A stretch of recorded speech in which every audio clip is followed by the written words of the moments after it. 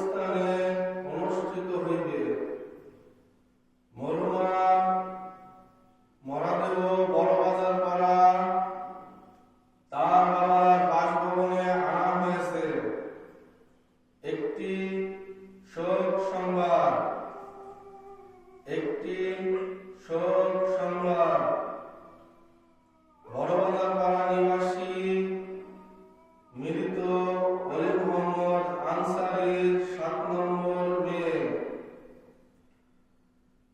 মৃত অলি মোহাম্মদের আনসারীর 7 নম্বর মেয়ে এবং নূর আলমের স্ত্রী আজ রাত 3টার সময় চিকিৎসাধীন অবস্থায় ইন্তেকাল করিয়াছেন।